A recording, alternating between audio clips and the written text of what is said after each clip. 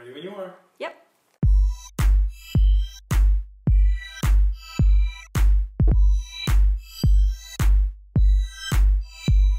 Hey guys, thanks so much for watching part 2 of this short series on Google+.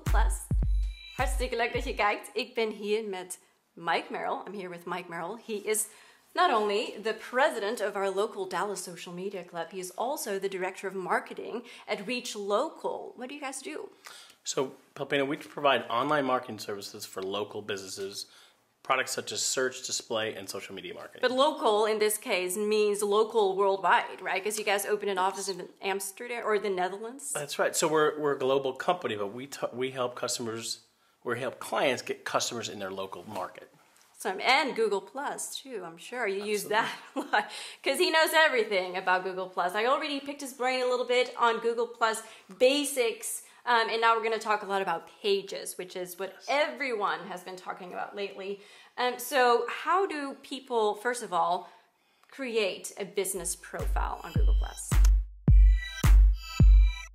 Yeah, Google Pages have been a big deal lately for brands, and it just launched recently. On the right-hand side, everyone will see a button to create a business page. So that's how simple it is. Absolutely, and the big thing is similar to your personal profile. You want to optimize this for SEO, right? And when you create your profile, you'll be asked what type of business you are. And when you create your profile, when you enter your phone number, if it's affiliated with a Google Place page, it'll dynamically pull in all of your business information, saving you a lot of time. If you just put in your phone number? Yeah, because that phone number is tied to your Google Place page.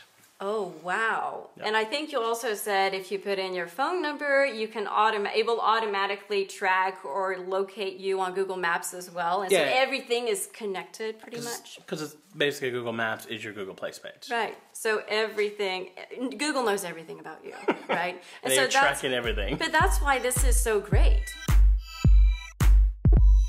For brands, it's great because Google's indexing all of this public content on your brand page. Mm-hmm. So even if you share updates, while most people will say social media is for engaging with consumers, you can optimize those updates for SEO, or for search engine optimization. So everything you do, from the description of your business, which is keyword rich, mm-hmm. to the details about the types of products and services you offer, will help you get found via Google.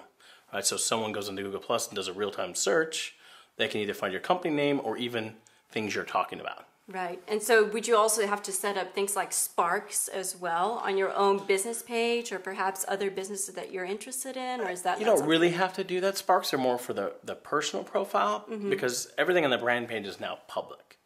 The big thing for the brand is making sure they publicize that they now have a place on Google Plus, mm-hmm. so that they can get people to follow them, because they can't engage with people until people follow them. Unlike a personal profile, it has to be reciprocal.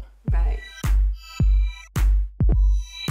Okay, and so how about sharing your content on your Google Plus page? How would you go about that? Well, what I tell people is think about all of your social media properties as unique communities. The type of people that use those communities are different types of people, different professions, potentially. So if you think about, and they have different use cases. Sure. So LinkedIn tends to be a professional networking site. Twitter seems to be the 140-character bite. Facebook, highly social, more friends and family. And then Google Plus, this is a combination of both. I think it's a professional place, but there is that engagement factor where they've pulled in YouTube videos. They even have a creative photo kit that personal profiles are going to be able to use, and I think even brand pages will be able to use. Mm-hmm. So it's an opportunity to engage with your target customers. But you want to create unique native content, because mm-hmm. research shows that if you can create good content there, just like a blog, people will engage because they want to connect to the brand.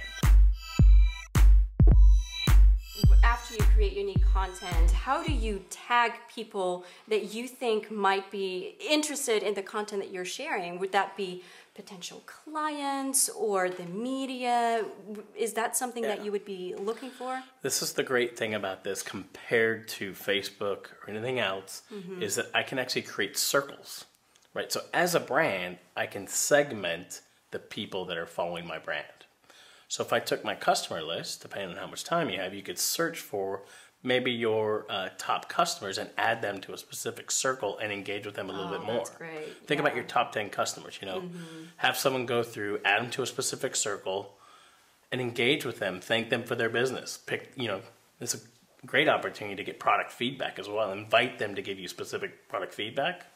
Yeah. I mean, it's great. The circles are really important. Yes, and so I guess you can make circles for anyone, really. So if you want to create more specific or better relationships with a specific group of people, or if you want to talk more to more PR people or the media or the things media, like that. Think about targeting the media specifically. Yeah, exactly. That's great. So we're running out of time already. So let's move on to some of your questions, because boy, you guys asked us a lot of questions. James Nagy, is that how I say his name? James Nagy had this question. What are some good strategies for expanding your network for your company pages? Excellent question. Well, I think make sure and notify people via other channels that you are on Google+. That's first and foremost, is make them aware that you're there, right? Because Google+ offers some unique capabilities. So, maybe mention on Facebook that you're on Google+ with a link, mention on Twitter, mention your email newsletter, and make sure to put that Google+ link on your website. Okay, yeah, right, that makes sense. That's very important. So Yeah. when someone searches a brand and that brand published content and do a Google search, your little circle, the ability to circle you, will appear in SEO. Okay, so the number one question everybody in the world has, and John Fennemans is not scared to ask, has anyone other than God made any money from Google Plus pages yet? What kind of products can make money directly from Plus pages? Now, of course, everyone wants to know, what is your answer, Mike? Well, Google Plus is no different than any other social networks. Right. I think if you produce really good quality content, when someone goes to buy, they're more likely to buy from you because you're top of mind, right? That's the intent. But of course, you can promote specific offers, but be careful not to use this as an advertising platform. That's not what this is. Right. Right? Maybe people within a company could mention that in their personal profiles that you've launched a new press release, but don't use your brand page just for press. They can get your press on your website. Yeah, and so you can really use this to build trust, raise more awareness, build relationships. That's what it's more for and get customers to give you feedback. I mean, that's the powerful thing. Yes. Okay, I think that's it. So thank you very much for joining me. Of course, we still have one more part to go, part 3. So you can follow us on MikeMerrill.com/G+. And you can just circle me on Google at Pelpina Trip. All right. And keep an eye on us at Frankwatching.com. Thanks for joining us. Doei! Okay. That one we ended under. Oh, we did? No. Yeah,